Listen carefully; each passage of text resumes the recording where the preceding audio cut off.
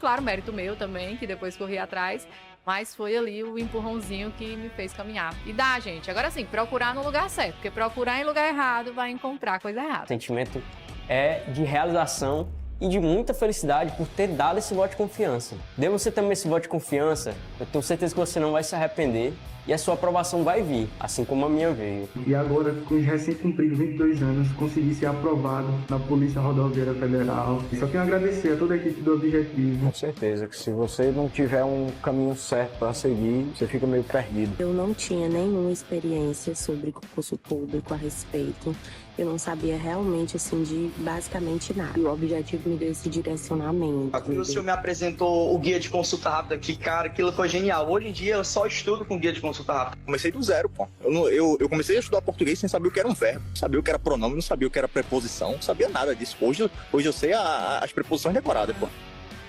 Claro, mérito meu também, que depois corri atrás, mas foi ali o empurrãozinho que me fez caminhar. E dá, gente. Agora sim, procurar no lugar certo, porque procurar em lugar errado vai encontrar coisa errada. O sentimento é de realização e de muita felicidade por ter dado esse voto de confiança. Dê você também esse voto de confiança, eu tenho certeza que você não vai se arrepender e a sua aprovação vai vir, assim como a minha veio. E agora, com os recém-cumpridos 22 anos, consegui ser aprovado na Polícia Rodoviária Federal. Só tenho a agradecer a toda a equipe do Objetivo. Com certeza que se você não tiver um caminho certo para seguir, você fica meio perdido. Eu não tinha nenhuma experiência sobre concurso público a respeito.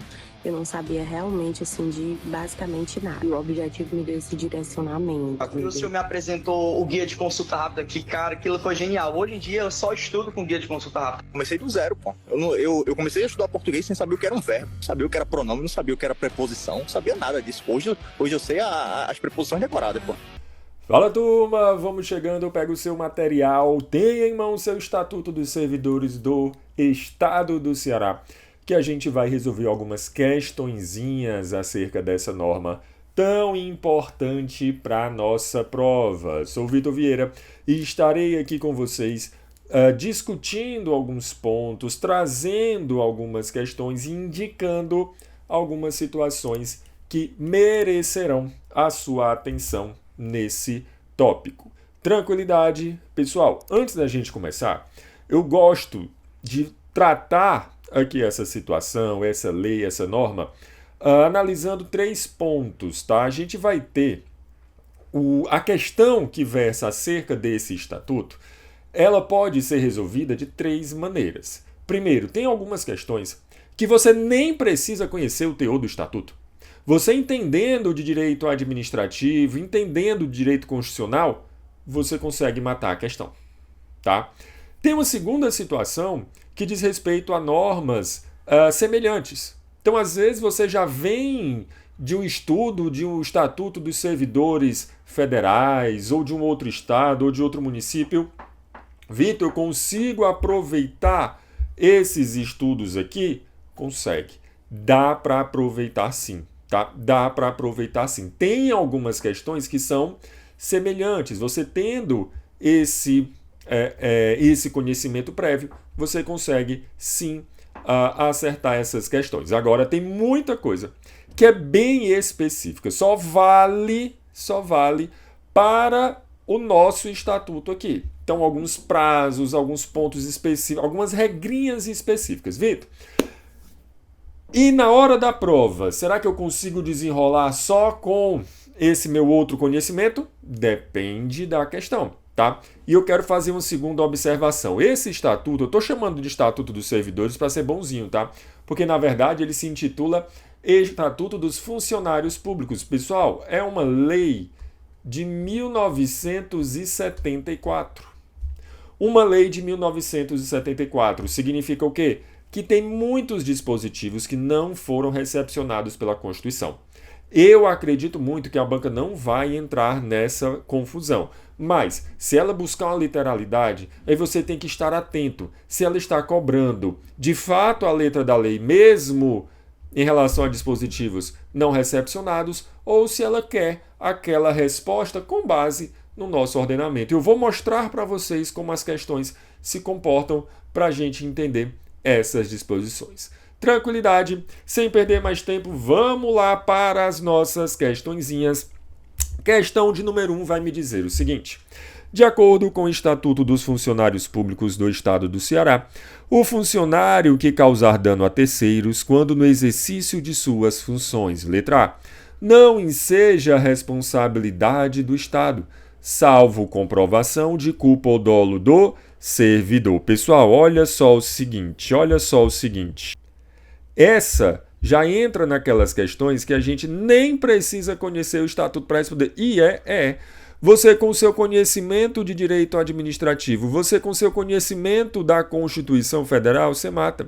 Sabe por quê? Imagine, esse aqui é o servidor, tá? Aqui é o servidor público. Ele causa um dano a um terceiro, a um particular, certo? Beleza? A pergunta é: esse particular, ele vai entrar com ação contra o servidor? Ele vai entrar com ação contra o servidor? Pessoal, ele nem pode. Ele nem pode entrar com essa ação contra o servidor. É a chamada teoria da dupla garantia, tá? Ele tem que entrar com ação contra quem? Contra o Estado. Por quê? Porque o servidor, ele age em nome do Estado.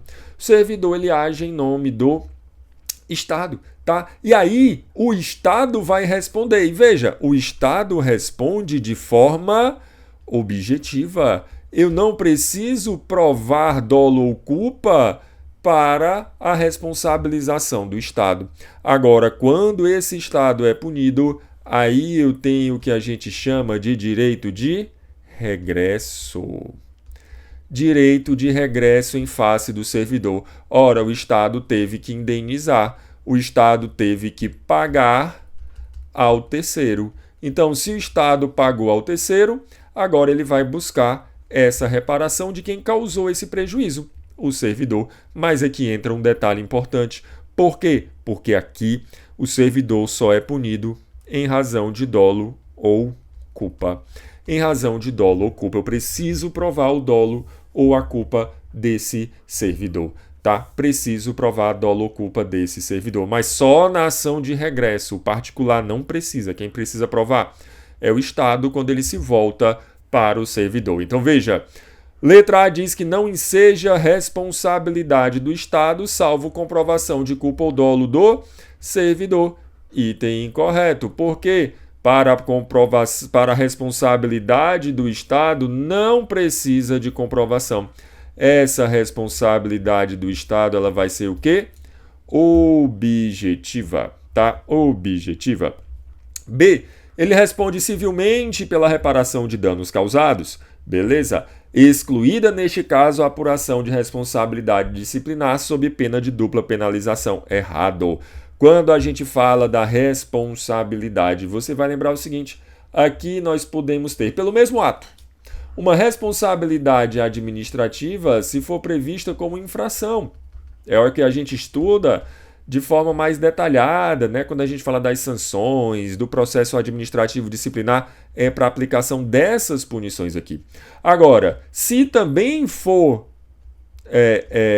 definido como crime, rola uma penalização pelo direito penal, tá? Uma punição lá no direito penal, tá? E ao mesmo tempo, eu posso ter também essa reparação civil. Quando? Quando houver um dano. Então você vai lembrar que essas instâncias, elas são independentes, tá? E as penas serão cumuláveis, não tem essa, pena é cumulável, ok, maravilha. Bora para a questão. Opa, volta então para a questão. Então, nesse caso, está errado. Não tem essa história de excluir a responsabilidade disciplinar se ele já respondeu civilmente. Não, uma coisa é uma coisa, outra coisa é outra coisa. Tá? C. Deve ser acionado diretamente pela vítima, respondendo civilmente pela reparação. Aquilo que eu falei. Ele nem pode ser acionado diretamente pela vítima. Ele só responde funcionário é apenas em ação de regresso. Apenas em ação de regresso, tá? A D diz que ele não pode ser demandado a responder pelos danos causados, nem direta nem regressivamente. Direta pode não, mas regressivamente ele pode. Sobre a letra E, enseja a responsabilidade do Estado, pela reparação dos danos, cabendo ação regressiva contra o servidor em caso de dolo ou culpa. Em caso de dolo ou culpa. E aí? Perfeito. Então veja, o Estado responde. E cabe ação regressiva contra o servidor, mas essa ação regressiva apenas em caso de dolo ou culpa. Gabarito, então, letra E. Massa, tranquilo. Vamos para 2. A 2 vai me dizer o seguinte: o Instituto da Nomeação, na forma disciplinada pelo Estatuto, letra A, deve se dar concomitantemente com a posse, no caso dos cargos em comissão. Veja, nomeação, primeira coisa, a nomeação, quando a gente fala aqui de nomeação, nós vamos ter a possibilidade de nomeação para... O Estatuto ele fala de 3 tipos de cargo, tá? Porque ele vai falar do cargo comissionado, ele vai falar do cargo efetivo e ele vai falar de um outro que eu vou botar aqui como asterisco, que é o vitalício. Por que eu boto como um asterisco? Porque essa vitaliciedade que a gente encontra, por exemplo, lá nos cargos da magistratura, né, cargos de juiz e tal, ela é regrada não pelo Estatuto dos Servidores, não se aplica aos membros da magistratura aqui. Então, isso aqui fica um pouco à parte, mas entenda que existe e está lá ainda no nosso Estatuto. Tá? Mas o que nos interessa, a nomeação para o cargo comissionado e a nomeação para cargo efetivo. Qual é a diferença? Nomeação para cargo comissionado ela é livre. É um cargo de livre nomeação e livre exoneração. Livre nomeação e livre exoneração. E o efetivo, a diferença, como é livre exoneração, meu querido, pode ser mandado embora a qualquer momento. Mas o efetivo não. O efetivo, ele me garante a chamada estabilidade. Mas não é assim tão de repente. Para chegar na estabilidade, eu preciso passar por alguns caminhos, tá? Então, vamos lá. Primeira coisa que eu tenho que fazer, que você vai fazer agora, concurso, tá? Beleza, fez o concurso, você vai esperar a nomeação. Aí, Vitor, quando eu sou nomeado, eu já sou servidor público? Não. Você precisa tomar posse. E aqui você vai guardar isso. A posse é a chamada investidura no cargo público. Posse é a investidura no cargo público, tá? Investidura no cargo público significa o quê? Significa, então, que a gente vai ter aqui, uma... nesse momento, quando eu assino o termo de posse, é que eu viro servidor. Tá? Quando eu assino o termo de posse, é que eu viro servidor.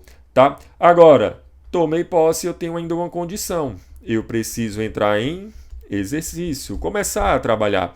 Entrei em exercício, começa a contar o prazo do meu chamado estágio probatório.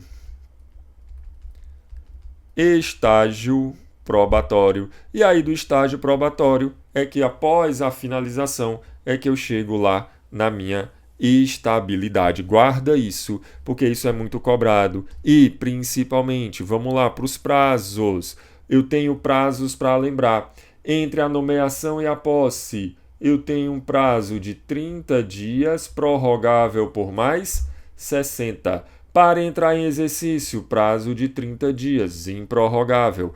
Prazo do estágio probatório, 3 anos, tá? Prazo do estágio probatório, 3 anos. Então, vem para cá. A nomeação deve se dar concomitantemente com a posse nos casos do cargo em comissão. Não tem esse dever não, tá? Não há esse dever não, tá? B. É aplicável para investidura em cargos efetivos, cargos em comissão e funções de confiança.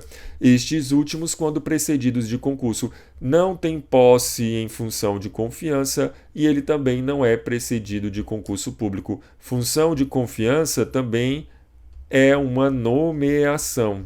A diferença é que a função é exclusivamente para servidor efetivo. Letra C diz que a forma de provimento de cargo público efetivo ou em comissão, seguindo-se de posse no prazo legalmente estabelecido. Perfeito. Item C está de acordo com o que a gente viu. D. Restringe-se a investidura para cargos efetivos, porque obrigatoriamente precedidos de concurso público de provas ou de provas e títulos. Quando ele diz que restringe-se a efetivos, ele exclui a nomeação para cargo comissionado. Está errado, tanto efetivo quanto comissionado. Admite o formato provisório incidente durante o período de estágio probatório. Isso é incorreto também. Não tem nada de posse provisória, tá? Nada a ver. O estágio probatório se toma posse, ou melhor, nomeação provisória. No estágio probatório, mesmo no estágio probatório, você já está nomeado. A nomeação é definitiva. Tá? O que você está ali é buscando a estabilidade, que é outra coisa. Você já é servidor público, você já é servidor efetivo, você só não é servidor estável. Então não tem nomeação provisória, tá? Nomeação aqui é sim definitiva. Tranquilo, massa. Bom para 3. Conforme dispõe o Estatuto dos Servidores Públicos, a investidura em cargo público. Pronto, já até resolvemos. Vamos lá. Falou de investidura. Você vai procurar o quê? A posse. Você vai procurar a posse. Então veja, ocorre com provimento? Não. Inicia-se com habilitação? Não. Ocorrerá com a nomeação? Não. Inicia-se com ingresso? Não. Ocorre com a posse, completando-se com o exercício. Gabarito, letra E. Massa. Olha a 4. A 4 vai falar sobre o exercício do direito de petição. Gosto muito, tá? Gosto muito desse assunto, porque é um assunto que tem muita coisa para ser cobrada e são poucos artigos, do artigo 141 ao 149. Então, para mim, é um custo-benefício muito bom. Tem muita, nesses artigos, sabe aqueles artigos que trazem várias disposições, cara de prova? Cara de prova, cara de prova? Pois é esse artigo aqui, certo? Então, de novo, pessoal, de novo. Nós estamos aqui diante de artigos cara de prova, tá? Cara de prova, artigos que podem muito bem aparecer dentro aqui da sua prova. Gosto muito, acho que custo-benefício muito bom, tá? Então vamos lá. Olha só o que a questão vai nos trazer. Veja, a letra A diz o seguinte: o prazo para decisão dos pedidos de reconsideração será de 15 dias e os recursos de 30 a partir da data de recebimento. Vamos lá, primeira coisa, o nosso estatuto não fala de prazo de recurso. Não fala de prazo de recurso, então eu já sei que isso está errado porque nem tem essa disposição. E reconsideração, ele coloca que decai em 60 dias. Ele bota assim, vai aparecer assim na tua prova, decai em 60 dias, tá? Letra B, os pedidos de reconsideração e o recurso não têm efeito suspensivo. Perfeito, correto, de acordo com a lei, tá? Sendo que nas hipóteses de provimento feitas as retificações cabíveis, seus efeitos retroagirão à data do ato impugnado, salvo se a autoridade julgadora decidir de forma diversa. É isso, tá? Letra B está correta. Então lembra, não tem efeito suspensivo e tem efeito aí retroativo à data do ato impugnado. C. A reapresentação do recurso à mesma autoridade é admitida desde que acompanhada de novos argumentos. Pessoal, recurso, eu nunca vou para a mesma autoridade. Mesma autoridade é o pedido de reconsideração.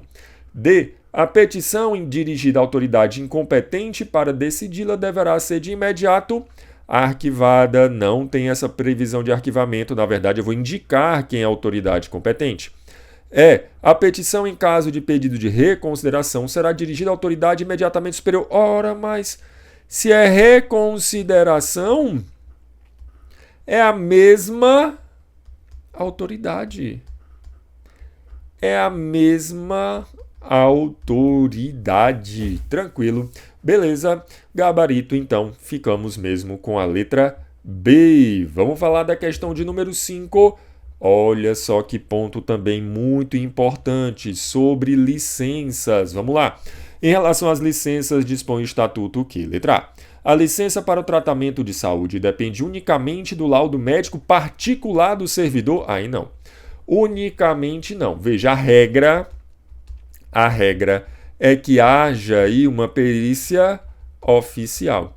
Admite-se de forma excepcional o laudo médico, tá? Particular, mas a regra é que seja oficial. Então esse unicamente aí matou a questão. B. Terminada a licença para tratamento de saúde, o servidor reassumirá o exercício no prazo máximo de 3 dias úteis. E o que são esses 3 dias úteis? Vale um prazo para voltar depois da recuperação? Então quer dizer que eu tenho um prazo para me recuperar da licença? Não, meu povo.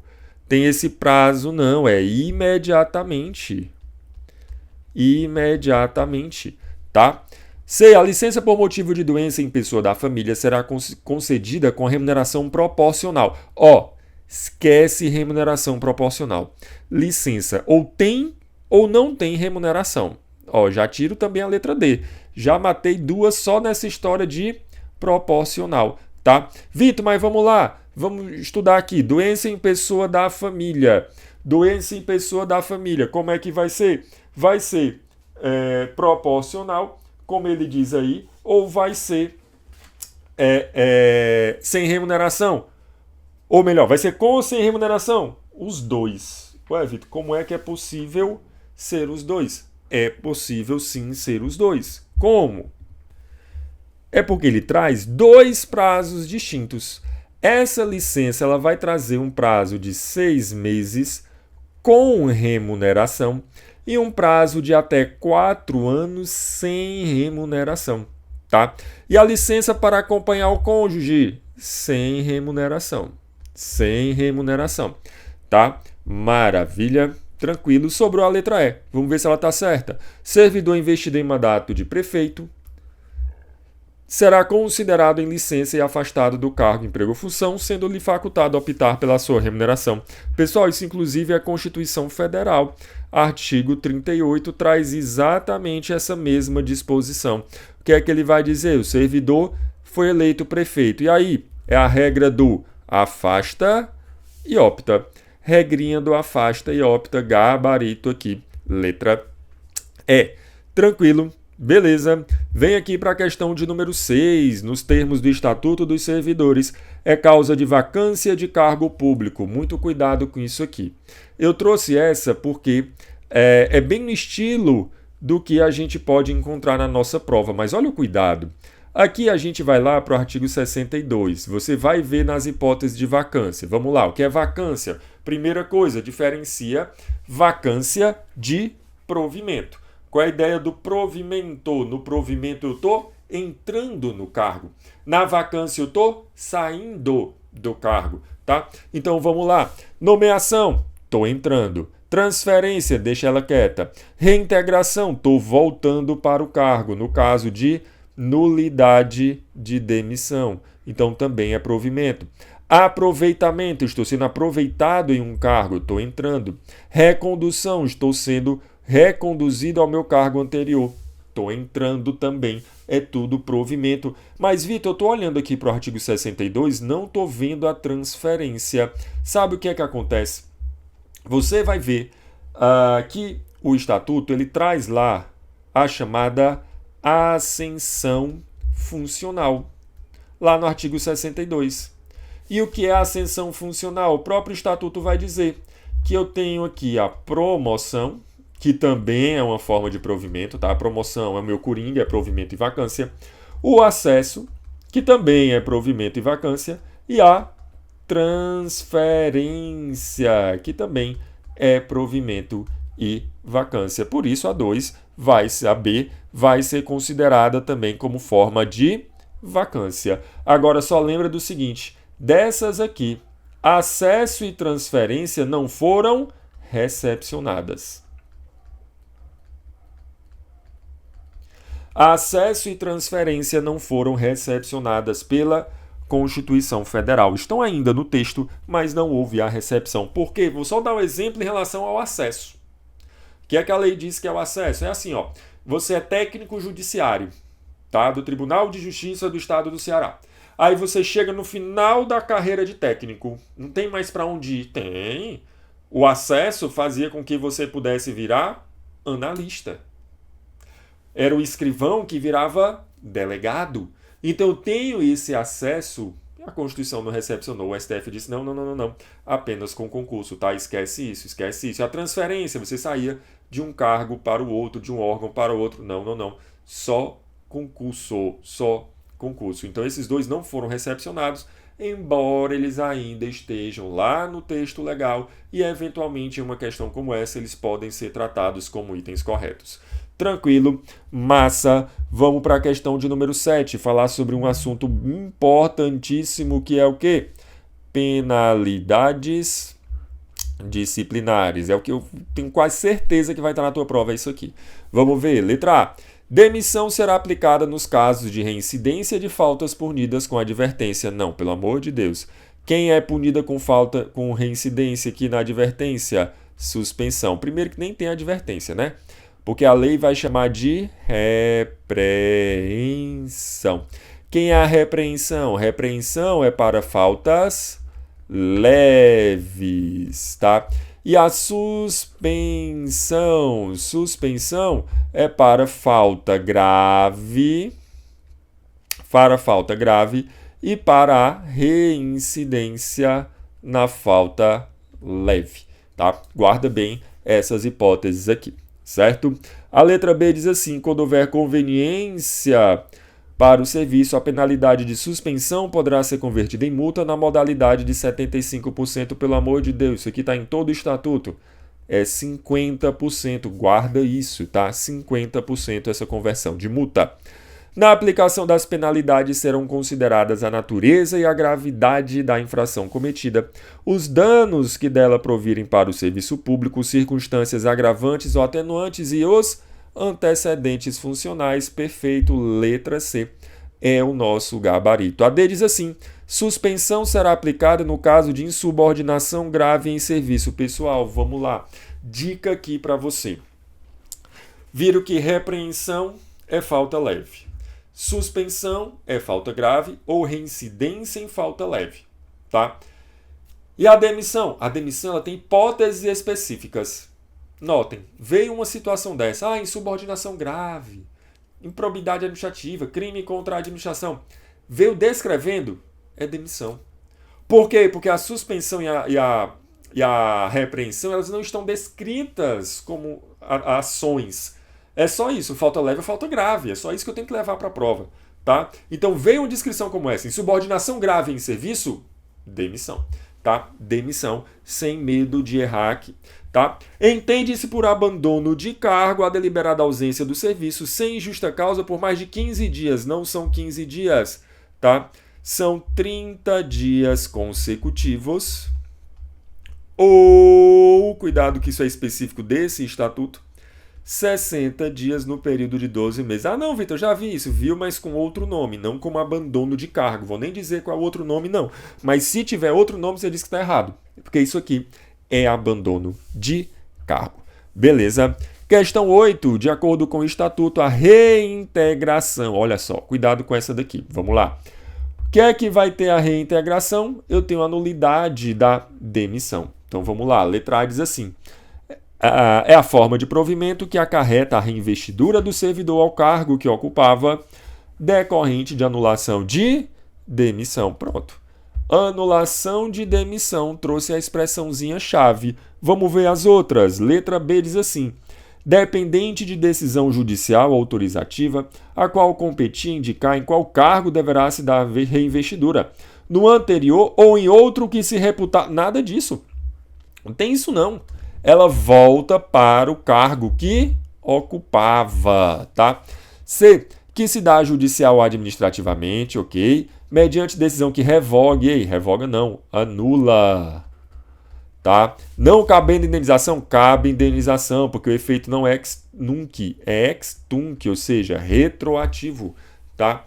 D, decorrente de invalidação administrativa ou judicial da demissão, havendo direito subjetivo à reinvestidura do mesmo cargo anteriormente ocupado, mesmo se ele tiver sido extinto. Cuidado, isso aqui está diferente da Constituição. O Estatuto até coloca uma previsão de restabelecimento, mas se eu tenho, aqui entra naquela nossa conversa, se eu tenho a letra A, que está totalmente de acordo, que eu não tenho nenhuma dúvida, e tem a letra D, que embora possa mais ou menos estar de acordo ali com o Estatuto, ela não tem base constitucional, eu marco a letra A mesmo. Tá? Eu marco a letra A mesmo e essa D já pode considerar como incorreta, certo?